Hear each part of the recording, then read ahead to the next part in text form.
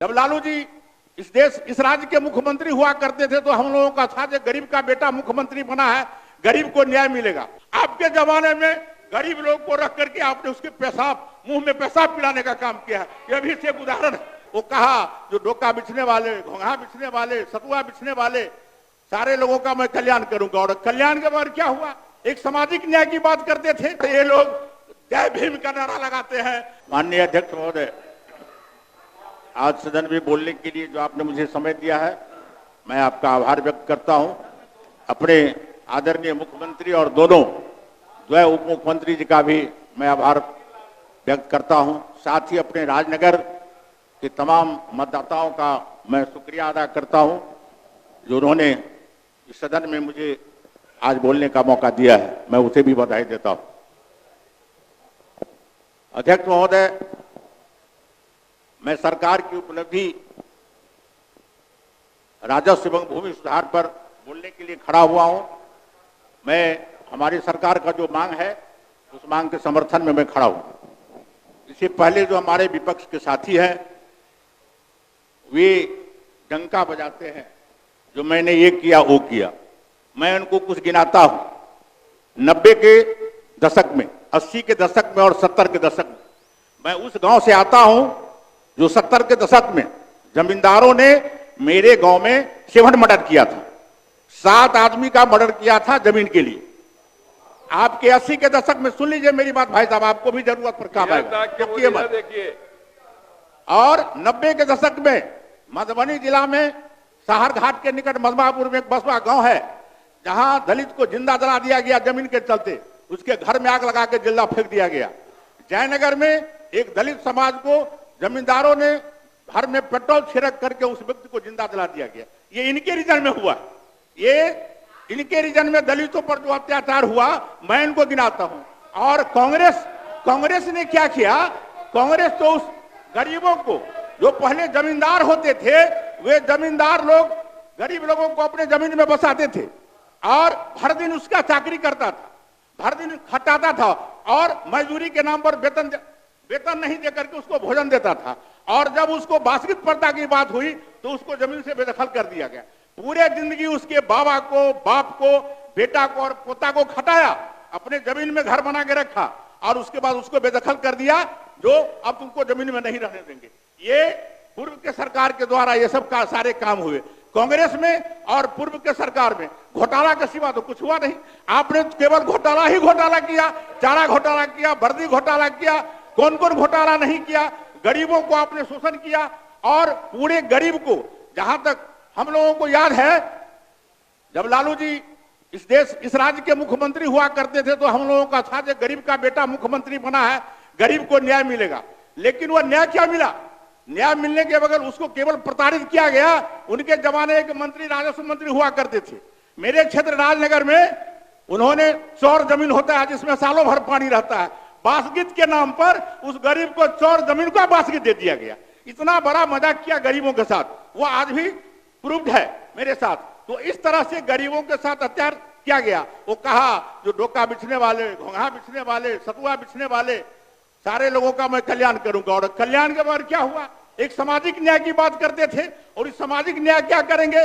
वो गरीबों के साथ ही जितने इनके लोग थे गरीबों पर अत्याचार करते थे। एक एक घटना ही, मेरा मधुबनी जिला इतना शांत जिला था और जमीन को विवाद को लेकर के इनके लोगों ने कितने लोगों को हत्या किया वो एक एक सबूत है जिला में रखा हुआ। तो ये लोग घोटाला करते हैं, गरीबों पर अत्याचार करते हैं और कहते हैं जो कांग्रेस ने ये किया। कांग्रेस क्या किया? पूरे देश में परिवारवाद किया। और उस जमाने में जब मेरा सुरक्षित क्षेत्र था तो अपने मजदूर को जो उसके खेत में काम करता था उसको वह टिकट देता था। और इतना ही नहीं, वोट पर अत्याचार करता था, वोट छापता था, उस दलित पर अत्याचार करता था और वोट को भी छाप करके ले लेता था। यही तो कांग्रेस ने किया, गरीबों के साथ यही न्याय किया। इसलिए जब से हमारी सरकार बनी है तब से विकास की गंगा बही है। आप सड़क देख लीजिए, आप बिजली देख लीजिए, शौचालय देखिए, आप एक एक घर में बिजली है। नल जल योजना, ये लोग कहते हैं कि नल जल योजना, मैं गया था आपके क्षेत्र में जब मैं मंत्री था तो उसको भ्रमण करने के लिए। नल जल योजना आपने उसको गलत किया है। इनके जो भी लोग थे वो वार्ड सदस्य हुआ करते थे।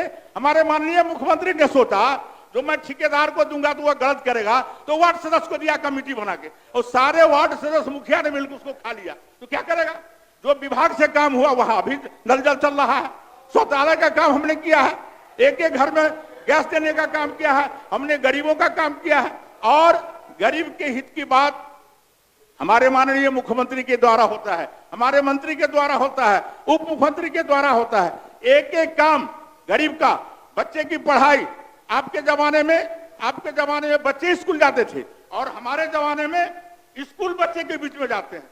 जहां 10 घर भी दलित समाज का लोग था, वहां स्कूल खोलवाने का हमारी सरकार ने काम किया है। और कहीं स्कूल का पता नहीं था, वो पेड़ के नीचे बच्चे पढ़ते थे, लेकिन आज अब गांव में प्रवेश करिएगा तो स्कूल का एक अलग लुक दिखता है, बुझाता है तो गांव में स्कूल है, शिक्षक है उसमें। तो जहां तक शिक्षा देने की बात है, विकास की बात है, तो हम लोगों की सरकार ने किया है। आजादी के बाद कांग्रेसियों ने केवल अपने परिवार का 3600 जो परिवार था इनका, वो अपने परिवार का भरण पोषण किया और गरीब को गरीब बना के रखा, दास बना के रखा। इतना ही नहीं, मैं एक उदाहरण देता हूं आपको। एक जमींदार 1964 ईस्वी में गाड़ी खरीदा था अध्यक्ष महोदय, और एक गरीब का बच्चा उसके गाड़ी पर धूल था तो उंगली से ऐसे खींच दिया, तो उसको तो सोचना चाहिए जो मेरा गर्दा गिर गया, लेकिन उस बच्चे को इतनी मार मारा, वो दलित का बेटा था, उसको पानी चढ़ाना पड़ा। ऐसे जमींदार लोग गरीब पर जाति करते थे।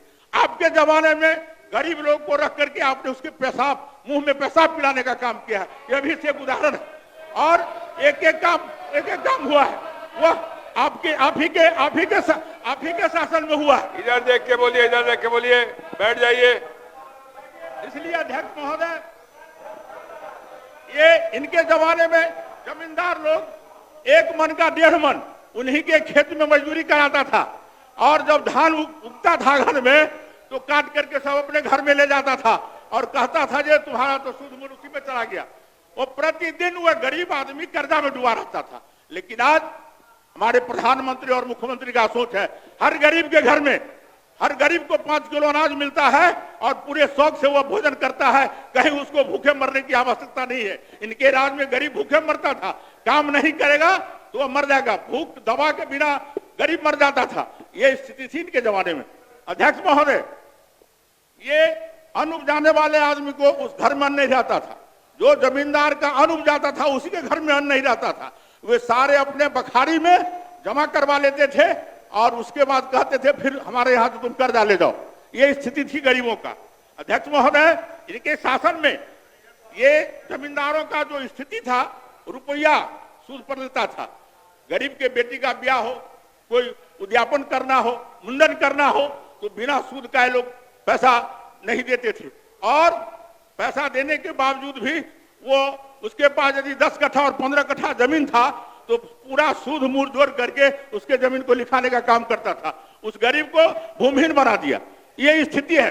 अध्यक्ष महोदय, ये गरीबों को जो इन लोगों ने जो शोषण किया है, यही बदला है जो आज ये लोग इतने इस स्थिति में पहुंच गए हैं। बहुत गरीबों का इन लोगों ने शोषण किया है, कांग्रेसियों ने और ये सारे विपक्ष के लोगों ने जो महागठबंधन बना के रखे हुए हैं, पूरा शोषण करने का काम किया। गरीब का हाथ लगा है इनको। अध्यक्ष महोदय, आज सरकार के द्वारा जो भूमि सुधार के लिए बजट में प्रावधान है, तो हमारी सरकार के द्वारा ऑनलाइन दाखिल खारिज की व्यवस्था की गई है। रैयतों को ऑनलाइन माध्यम से लगान भुगतान सुविधा अधिक से अधिक हो, इसकी व्यवस्था की गई है। ये कहीं घूस नहीं है। इधर देख के बात करिए, कहाँ बैठे बैठे दाखिल खारिज के लिए 1,33,89,228 याचिकाएं दायर की गई। एक अनुसूचित जाति के माने से बोल रहे हैं, बोलने दीजिए। इसमें 1,30,53,474 मामले का निष्पादन किया गया है। ये 97.49% है। ऑनलाइन भू लगान की भी व्यवस्था की गई है। हमारे राज्य के 534 अंचल में ऑनलाइन भुगतान की व्यवस्था की गई है, और उसमें 87,10,300 भू लगान रसीद निर्गत किए गए हैं, जिसमें सरकार को 2,79,11,03,680 रुपये की राशि सरकार को प्राप्त हुई है। राजस्व संग्रह किया गया है परिमार्जन का पोर्टल तैयार किया गया है। तो इस तरह से ढेर सारे ऑनलाइन के द्वारा लोगों को, किसानों को उनके जमीन का जो भी कागजात है उस सारे को व्यवस्था किया गया है। और पोर्टल के माध्यम से भी जहां भी शिकायत दर्ज करने की बात होती है तो अंचल कार्यालय में इसका सुधार किया जाता है और डिजिटाइजेशन जमाबंदी पंजियों के सुधार कर 10,38,172 शिकायत में से 4,39,240 शिकायतों का निपटारा किया गया और शेष पर कार्रवाई चल रही है।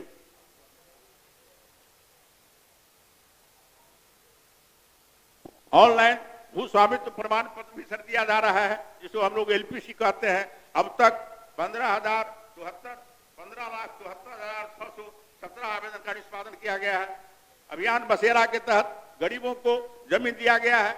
उस जमीन के तहत अभी तक जो आवेदन प्राप्त हुआ है 1,20,194 बास भूमि परिवारों को सर्वेक्षित किया गया है और उसमें से 29,608 बास भूमि उपलब्ध कराया गया सरकार की तरफ से। तो सरकारी भूमि का जो भी हस्तांतरण किया गया है अप्रैल 2024 से सितंबर 2024 तक विभिन्न परियोजनाओं में, संस्थाओं में सरकारी भूमि का कुल 963.2283 एकड़ भूमि विभिन्न जिलाओं में दिया गया है। राजस्व पदाधिकारियों की नियुक्ति की गई है। जो पद खाली था उसको भी भरने का काम किया गया है। इतना ही नहीं, ये अमीन की भी बहाली की गई है। जो वर्षों से अमीन नहीं था, एक कर्मचारी 9 इनके शासनकाल में एक कर्मचारी को 9 पंचायत मिला हुआ था, उस समय भी इसकी भी भरपाई की गई है। अभी भी कुछ कमी है और बीपीएससी से जब ये रिजल्ट हो जाएगा तो शेष की बहाली कर दी जाएगी। नक्शा जो हम लोगों को नहीं मिलता था जमीन का, अब डोर स्टेप डिलीवरी का भी व्यवस्था किया गया है। और इस तरह 6 दिसंबर 2022 से अभी तक औपचारिक पूरी ये योजनाओं के तहत अब तक कुल 28,853 मानचित्र की आपूर्ति की गई है, जिसमें सरकार को 1,33,55,446 रुपए का राजस्व की प्राप्ति हुई है। तो इस तरह से सरकार ने गरीबों को, जहां वास्तविक पड़ता नहीं था, हम लोगों के अनुशंसा पर, डीएम के अनुशंसा पर, एसडीओ के अनुशंसा पर जो भी हमारे गरीब भाई थे वे वास्तविक का पर्चा, और जब वास्तविक का पर्चा हम लोग निर्गत कराते हैं तो ये भूस्वामी लोग हैं वो कहते हैं जमीन मेरा है, 100 बरस से बसा हुआ है उस घराड़ी पर और ये जमीन मेरा है। इसके चलते ये लोग जो है जो मामला दर्ज कराते हैं गरीब पर और डीएम के यहाँ आपत्ति ये लोग करते हैं। राजस्व का जो अभिलेख है उस पर भी सरकार ने ध्यान दे करके सारे 2 वर्षों में कार्य को पूरा किया है। अब तक 25 करोड़ अभिलेखों का स्कैनिंग कार्य पूरा किया गया है। उसमें लगभग 17 करोड़ डाटा को विभाग वेबसाइट पर प्रकाशित कर दिया गया है। 2 मिनट और है रामप्रीत जी आपके पास। 2 मिनट अभी तो समय है, 2 मिनट बता तो है। अंत में मैं अब समय 15 मिनट सा समय मिला था वह कम हो गया, 13 ही मिनट हुआ खत्म, 2 मिनट बाकी है। मैं आपसे आग्रह करता हूं जो 2 मिनट उसमें और समय बढ़ा दिया जाए। मैं सरकार को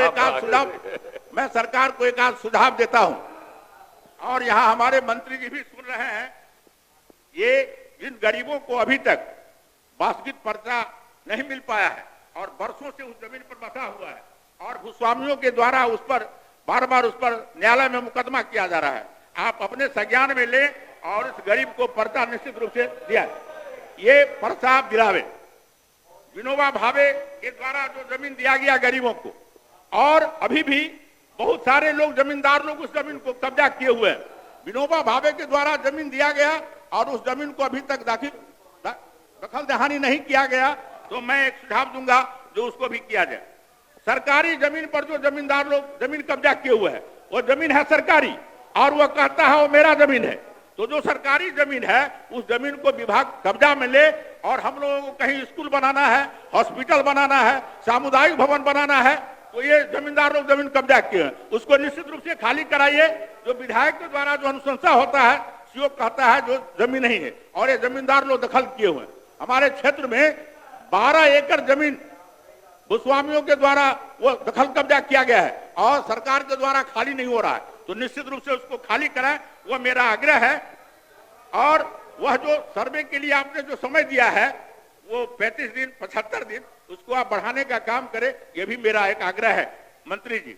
और दबंगों द्वारा जो गरीबों पर बार बार अत्याचार किया जाता है, उसकी हत्या किया जाता है, उस पर निश्चित रूप से सरकार उसको संज्ञान में ले और जिस गरीब की जमीन के लिए हत्या होती है उसको निश्चित रूप से सरकार संज्ञान में लेकर उस गरीबों को न्याय दे, ये आपसे आग्रह है।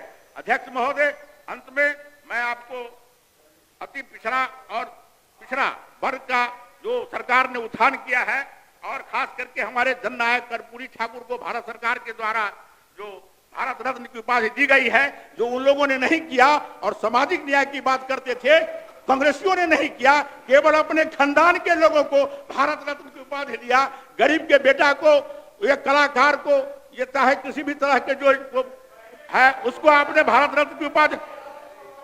और हमारे सरकार के द्वारा बाबा साहब अंबेडकर की जिसकी चर्चा है लोग करते हैं, और इनके नेता इतनी मोटी क्या संविधान रहता है कि क्या रहता है, जेबी में लेके घूमते रहते हैं। संविधान जेबी में लेके घूमने की चिन्ह है।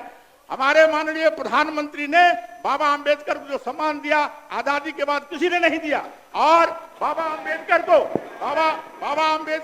को जो प्रताड़ित किया, बाबा अंबेडकर को सदन में जाने के लिए उनके विरोध में आदमी को खड़ा करता था, नेता को।